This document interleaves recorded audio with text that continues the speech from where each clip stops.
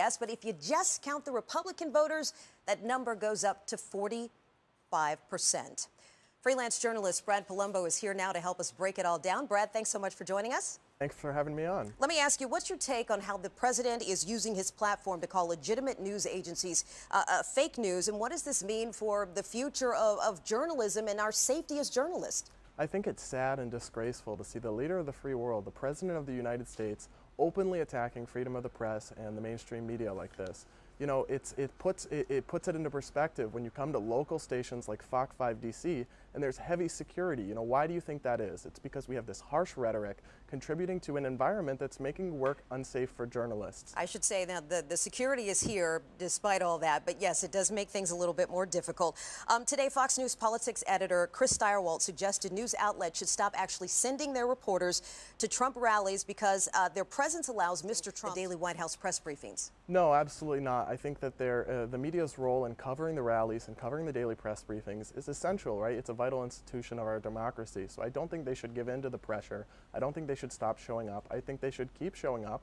And even if that means taking some criticism or some flack from the president, that's really unfortunate, but they've got to do the job that they promised to the American people, and that's really important. We saw what reporter Jim Acosta went through after that rally down in Florida. We've also heard from other journalists who say they've been concerned that they might be attacked. How do we move forward? What should we be doing? Well, what we need to do is we need to institute a political climate in America where we aren't this type of polarized, harsh rhetoric towards the media, towards the left, towards the right, towards anyone, right?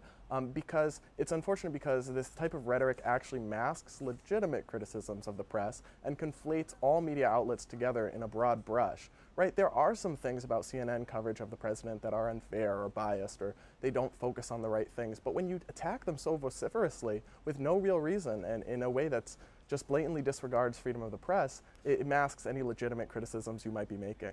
So I think we need to change the tone of this conversation. So how do we in the media, though, counterbalance that? The president calls legitimate news stories fake news, especially if it's a story he does not like. But yet our president, I think we would all agree, tells half-truths sometimes when he's out there. Yeah. How do we counterbalance that?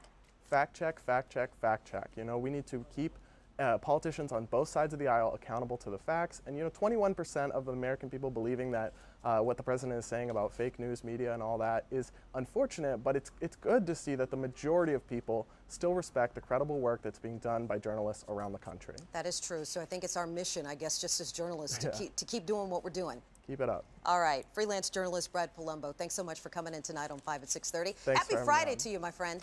Happy Friday. Thank you very much.